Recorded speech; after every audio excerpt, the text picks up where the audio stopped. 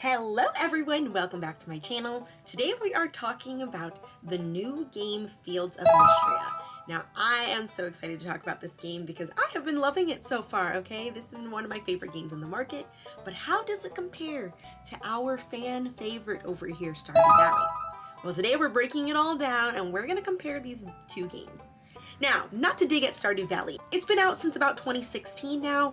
The fact that it's been out for so long and has been so popular for as long as it is, it's about time that we need a revamp. In this video, we're going to talk about some of the comparisons to Stardew Valley and to Fields of Mistria if you might be interested in trying out this game for yourself. And maybe you can decide which game do you think is better to play. Stardew Valley has been out for a couple years now. This game originally released on Steam, Nintendo Switch, Xbox, PlayStation, you name it. Let me first start off by saying when Stardew Valley first came out, I was not the hugest fan. I'm not gonna lie with you here. Stardew Valley is its own game, it does its own thing, but of course it takes off concepts from the original Harvest Moon series. This game looks like it's going to be very promising. This game is literally only a week's old, so I'm sure there's going to be plenty of updates and a lot of things to talk about in the near future. So we're not going to be diving into Fields of Mistria too much, just because one, I want to play it more as a consumer, and I want to make sure I talk about it in more of an overview sense as opposed to giving you all the tips and tricks of why I love them. So let's get into the video. Now, if you like today's video, please give it a like and a subscribe. I'm trying to get to 5,000 subs by the end of the year, so if you really help me out on that journey, I would totally appreciate it. And leave a comment down below which game you think is better. I didn't think I would be saying that about Stardew, but let me know what you think after this video. Starting off with Stardew Valley, let's talk about some of the things that I found in my first times of playing this game. I've played Stardew Valley on most platforms that it offers. I originally played it on Nintendo Switch, and for some reason I just didn't like it as much, but I've been playing it a lot more recently on PC. I think the game was super appealing when I first started playing it, and I couldn't get into it the way I play Harvest Moon. And trust me, if you've seen my Harvest Moon videos, you know I love Harvest Moon. When Stardew Valley came out, I kind of felt like I had just gotten cheated on. Like, I felt like somebody had blatantly looked at my test and said, you know what, I'm gonna copy it, but I'm gonna get a couple wrong just so it doesn't look like I'm copying.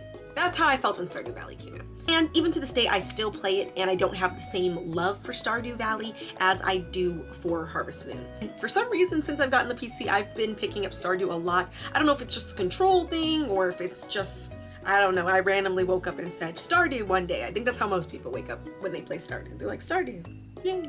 So I will say that. But let's jump into the story of Stardew Valley.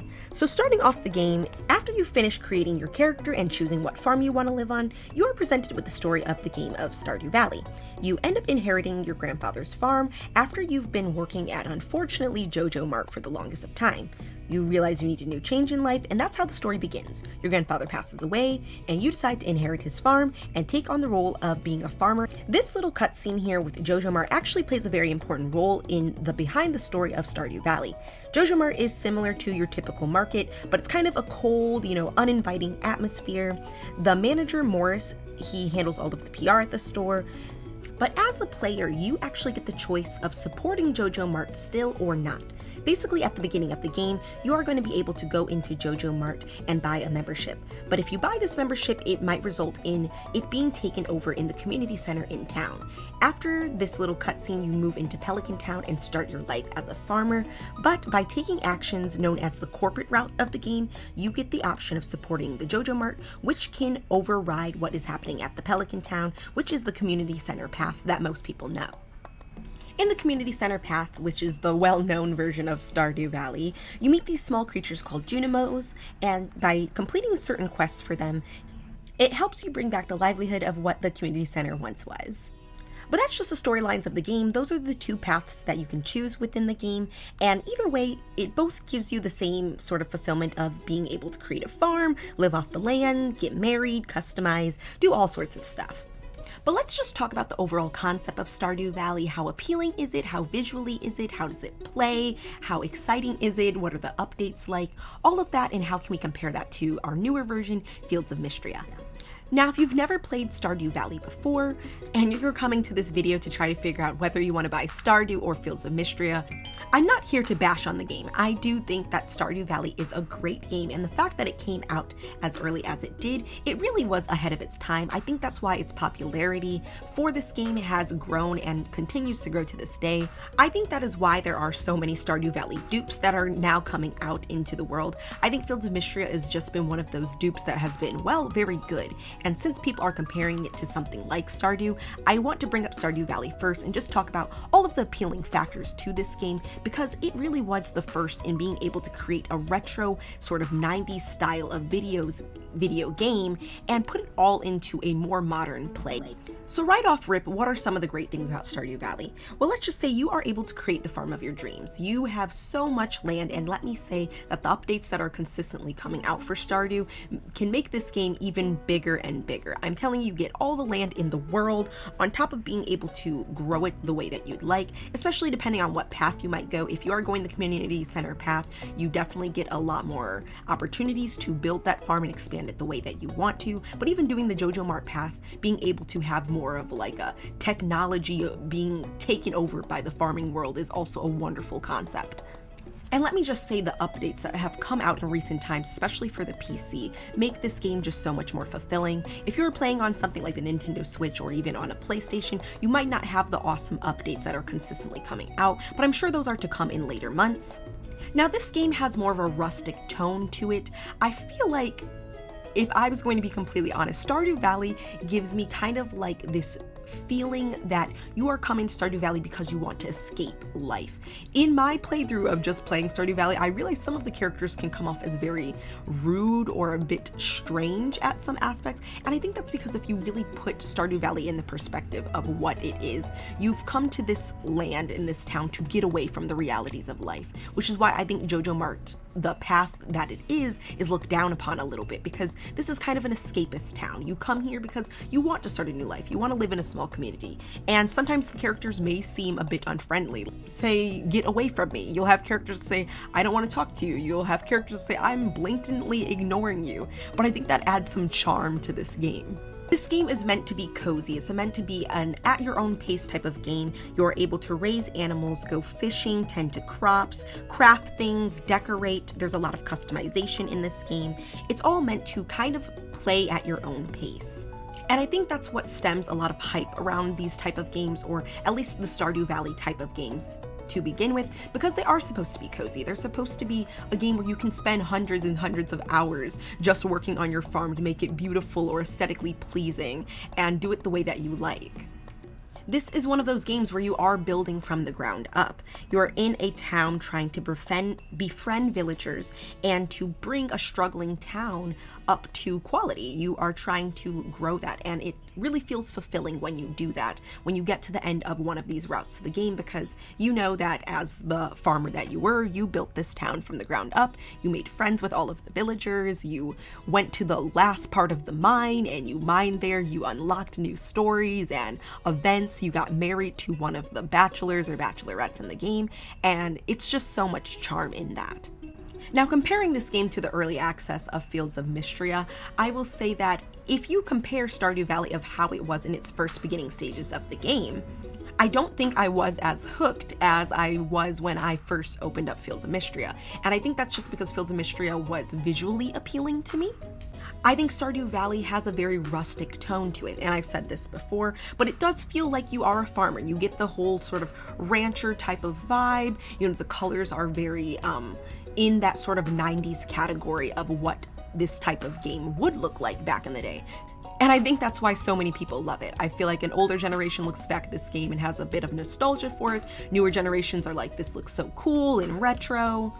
And another great thing about this game is that this game actually has multiplayer. You can play with, I think now, up to 8 people. I think on some of the standard editions, it's probably 4 people, but in the most recent update that I've seen, you can play with up to 8 people in this game, which I believe is literally crazy. You can have a shared farm with that many people, and I think that is just freaking amazing.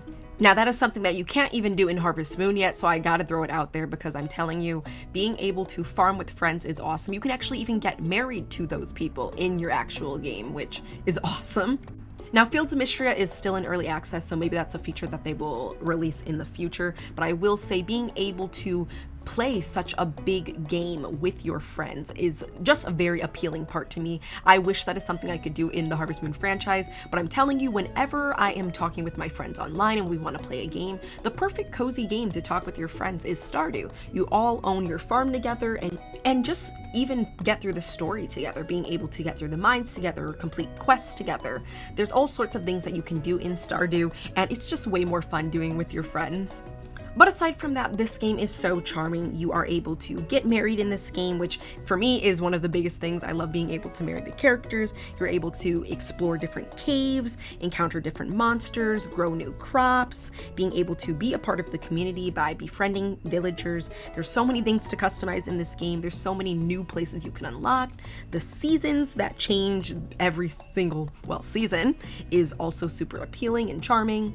There's just so much to love, and to be honest, in Stardew there is just so much to talk about. You could honestly talk about Stardew forever because there's so many hidden secrets, there's so many different things to do, and overall it's just can be, well, a lot.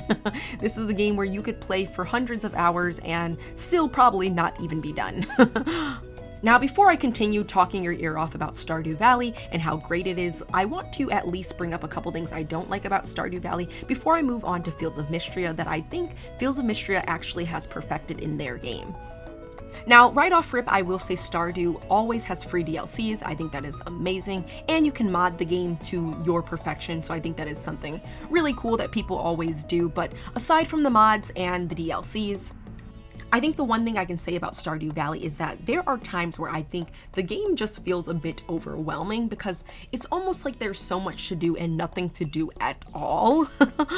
I think there are times where I get into a Stardew Valley kick where I'm like, okay, I want to work on my farm, I want to get to the mines, I want to do some fishing, but it's kind of like your routine, and I get it, that is most farming games, that you have to get into your own routine of it, but I think Stardew Valley is a big game. There does feel like there's so much to do at times that you almost feel like, what is there to do? You get a bit overwhelmed from that. You know, there's requests, there's also things that you have to do for your animals, and it sometimes to me just feels like there's too much and not enough all in the same realm, if that makes sense to some people. To better understand this a little bit, think of it like in the community center, there are requests that you have to fulfill, but you can only fulfill them within a certain season. So sometimes it feels like you might be waiting around for a certain crop or a certain foraging item to grow in another season. So in the meantime, you have to find something else for yourself to do until that point in time.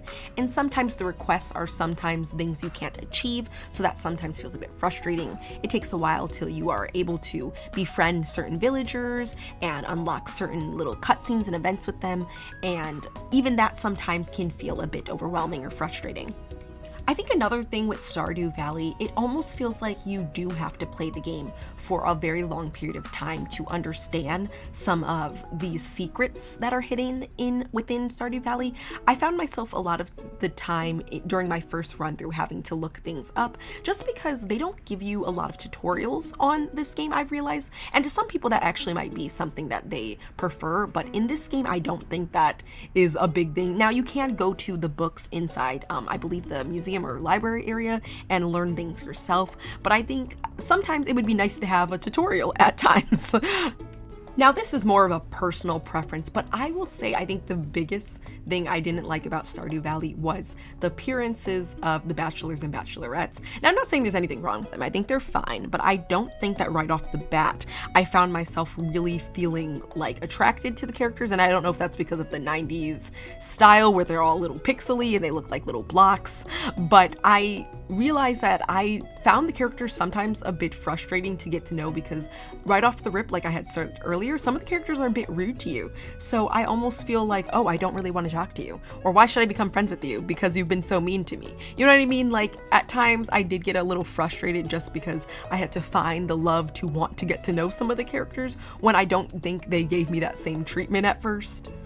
But again, playing devil's advocate, I think some people might find that a bit charming and even a bit funny to try to befriend these characters that are being just blatantly rude to you. Another thing I want to add is I think for some people the game sort of stops after 2 to 3 years. Once you get married and you have your child, all of the plot lines for the characters kind of die out, and you're kind of just left with just in-game things that you want to continue to do with your farm or just for yourself. But to be honest, that's all kind of farming simulator games. Even Harvest Moon, I think after I've played it for, 2 years in game, I feel about done with it.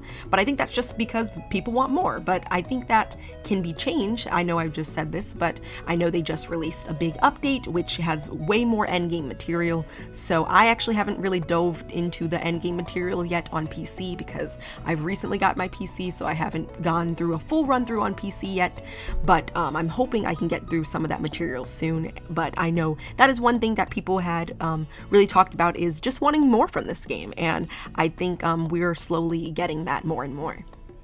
But that's all I really have to say about Stardew Valley. I think at first this wasn't a game that I really loved, but I think it is one of those games that you might have to put down after you've gotten started with it. And then I think once you pick it back up and get into the swing of the game, you really start to fall in love with it, fall in love with the characters and all of the tasks, and find yourself just not being able to put it down. So I think it might not be everyone's game that they just pick up right away and fall in love with right off the bat. But I'm telling you, it does have a lot of appeal to it, and I think it's a pretty awesome game. So I think it's about time we move on to Fields of Mistria and start comparing these two.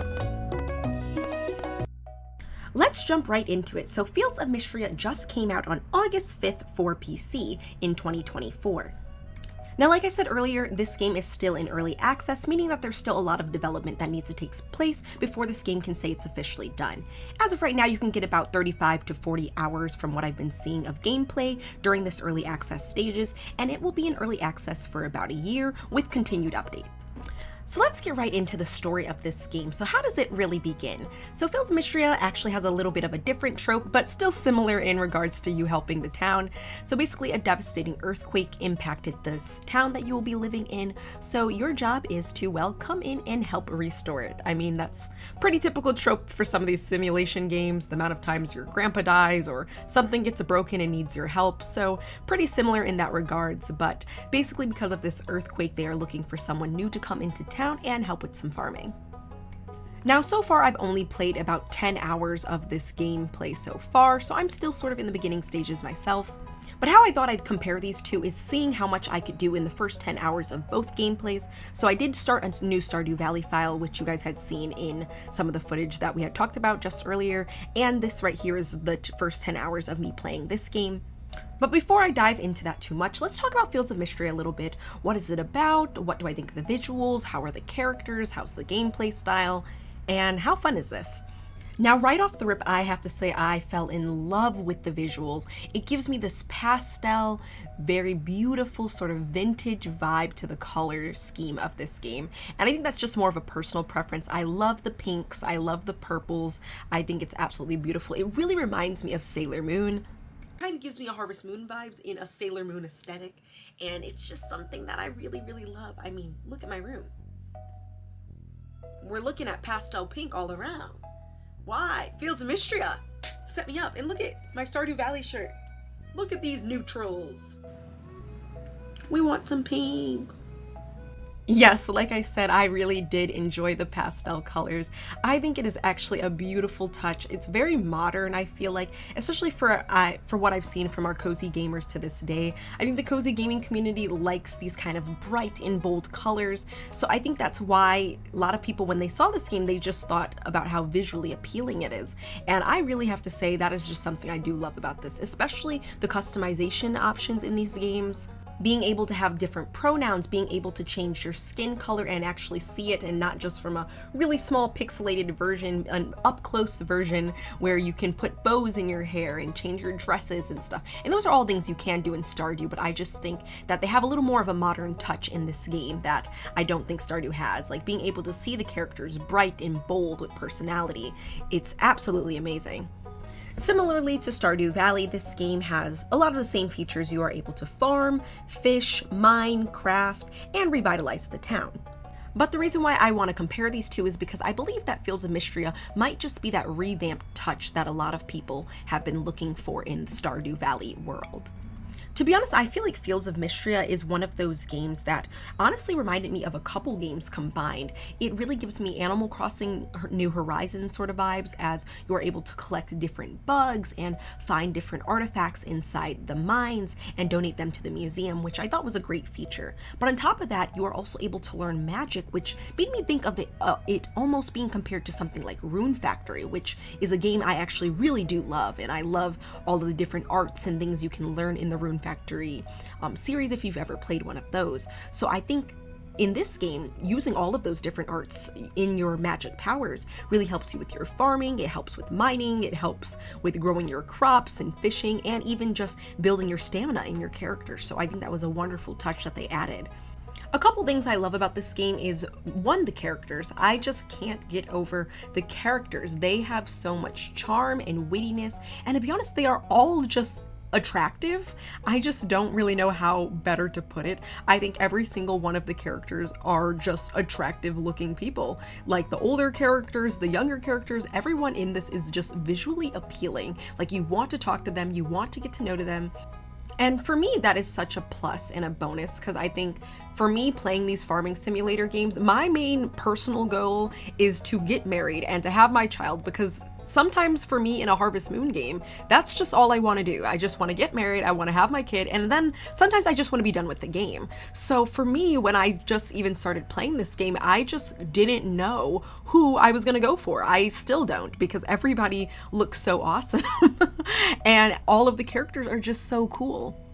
I will say that the dialogue for the characters I feel like is also done very well, because sometimes the characters will give you this dialogue that is like context sensitive to give you in-game clues and hints to get really excited about. Even the tutorials in the game feel like more of like something new and interesting as opposed to sitting down and watching a long tutorial. It's literally a request that you have to do. It's like, oh, if you want to learn how to craft, accept this request, and boom, there you go. You learn how to do a new skill without having to sit through what feels like a boring long tutorial. Another thing I want to comment on this game is the element of combat. Like you would in maybe Stardew, you get a sword and you have to kind of flail your sword around to kind of get rid of enemies in the mine. This game focuses a lot more on skill in just for fighting. Certain enemies need certain attacks, and I really like that ability because to me it feels a little bit more fulfilling than just hitting your A button over and over. In this game, you really do have to focus on what each enemy needs so you can properly fight them. But I think the biggest standout point is this magic feature. I'm telling you, I really like the magic feature. Now, to some, it might seem like a bit much. I think it could be overwhelming for newer players who are like, oh my gosh, there's so much to do. There's cooking, there's fishing, there's mining, there's this, and now they're also magic. I think the magic, though, is more of a skill that is meant to help you as opposed to make it feel more overwhelming. For instance, there is a spell called Growth, which you can use to instantly grow any of your crops to full size. Like, that is pretty amazing. You basically unlock this after you've unlocked the mines, and hopefully that's not a spoiler for you, but I do think that the magic feature is a very helpful tool within this game, especially for people who do have a hard time with all of the farming and whatnot. I think this can make the game a little bit easier and make some of those overwhelming tasks a lot simpler to do. Now, I can't comment too much on sort of the marriage sort of abilities and sort of like the dates and like the flourishing fauna of the characters. I didn't really get too far in any of those aspects in just the first 10 hours. And to be honest, you don't really get too far in most of that in Stardew as well. I do feel like in the first 10 hours, I had a good grasp of who the characters were. I think that doing some of the requests that they ask for in Fields of Mistria allows you to know who the characters are a little bit. You kind of run into a cutscene sometimes, or they might write you a letter back after you fulfill a request, and I really like that. It kind of adds charm to knowing who I'm going to be living in town with, whereas in Stardew, I do feel like you have to pull a little bit of strings or maybe go out of your way a little bit to try to get to know the characters, but I do understand that both of those are stylistic preferences. I think maybe not everybody is as keen on getting to know the new person around. And with Stardew, it kind of shows you that. In this game, they're a little bit more friendlier. They want you to know who the new person is in town. And I think that's interesting. So I think it's really up to, to each their own about how they feel about that. And to be honest, that also might be more of a situational thing. In Stardew Valley, you literally inherit your dead father's farm. So I can see why maybe some people wouldn't really want to be as keen to get to know you. Whereas this, they kind of need you. You know, they had an earthquake happening in their village, so they need help. So I'm sure in this game, there's probably a reason behind that, why they feel a little bit friendlier towards you versus like, oh, you got all your grandfather's money. But overall, though, those are some of just the points about Fields of Mistria that I find very interesting, new, appealing, some of the things that we don't see in Stardew Valley. But for the most part, the game is very similar.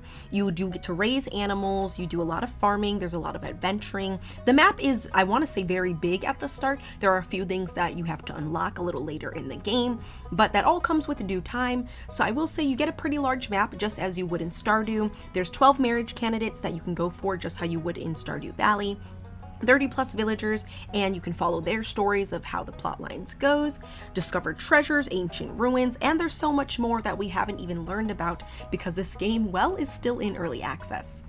As of right now, this game does not have any multiplayer features. Hopefully in the future we might see that from this game, but as of right now, this game you can only play solo. Now, in comparing these games in the first 10 hours, I will have to say you can get a lot done in the first 10 hours of both of these games. Now, I will say I tried not to do any of the Stardew Valley tasks that I already had known to do prior to playing the game. Since I had already played Stardew Valley before, I wanted to make sure I was kind of going in it with the idea that this was almost my first time playing Stardew Valley. So trying not to, sneakily go ahead and do some tasks that I had already known to do ahead of time, stuff like that. Now, as much as it may pain some that I say this, but I think that Fields of Mistria has really made it hard for me to go back to Stardew Valley. I noticed that since I started playing Fields of Mistria before I had done this revamp run of doing the 10 hours, I just realized how much I missed playing Fields of Mistria. I think it gave me almost that revamped version that I wish I almost had in Stardew Valley. The fact that I'm able to jump in Fields of Mistria, you can't do that in Stardew Valley. The fact that I can go swimming was, I just played Stardew Valley wishing that I could do some of the things that I was doing in Fields of Mistria. I'm gonna be completely honest, I had forgotten about Stardew Valley. I was like, oh, wait, I still gotta get footage for Stardew. Now, I'm not saying this like a diss. I truly did love my time with Stardew Valley, and I think the game to this day is still amazing, but I do think that Stardew Valley needed some improvements, and I think that this game took those things that Stardew Valley needed and made it happen for people. The fact that you can just jump in this game alone is what did it for me. Now, I can't praise this game so highly like it has done everything correctly. This game is still in early access, and I know there are plenty more updates to come. And I'm not here to soil Stardew Valley's name either. Stardew Valley did it first, and it did it right. And I do think that it just needed some improvements and revamps that people had really wanted in the game, so they ended up modding it and doing it themselves. Whereas I feel like in Fields of Mistria, it kind of right off the bat has given some people just a few of those things that they had wanted. And let me remind you, so far since this video is out, Stardew Valley has been out for 8 years and is still a very highly favorable game. I think it is time to kind of give some of those ropes over to some of these new games, and I have to say Fields of Mistria is looking pretty great right now. As of right now, I don't really have anything negative to say about this game. I think some of the issues I have with the game are just a little bit about the gameplay itself. I had a couple issues playing it on Steam Deck, although that might just be like some running inconsistencies, or even that my Steam Deck needs to be cleaned, but I'm sure those might all be fixed in future updates. And I'll keep you updated on that front. Hopefully we'll find some more updates about some of the new things that are happening in this game very soon. I think this might just be a personal opinion. I will say the one thing that I don't love so much about the game is just a lot of the combat in the mines. I'm a pretty cozy gamer myself, so to be honest, doing a bunch of fighting stuff in the mines is sometimes not as fun for me. I really like to just relax, and when I have to be forced to be fighting, sometimes I'm like, okay, maybe I'm just gonna avoid the mines for a while. But again, that's just a personal preference. I generally don't have much negative things to say about this game. I think this is an awesome revamp, especially for 2024, having an early access game. I'm so excited to see more about this. Overall, in conclusion, these games are very similar. I think Stardew and Fields of Mistria are just right on the nail in games that are just very, very close in similarities.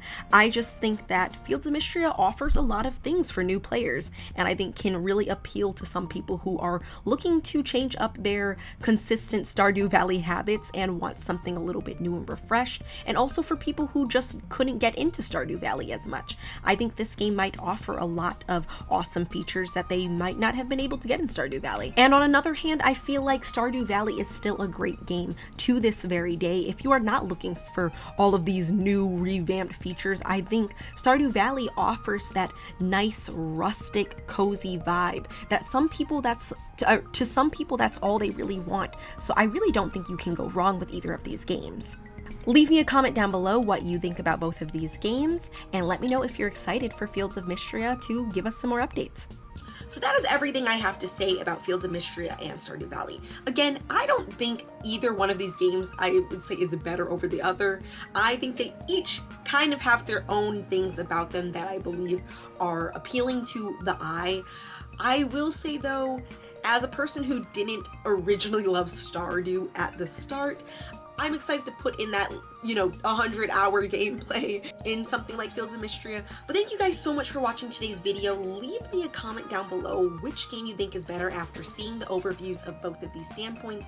I don't want to give my full opinion to influence you on which one I think is better, because I think these games are both great in their own ways. So, hope to see you guys in the next video. Thanks so much for watching. Bye!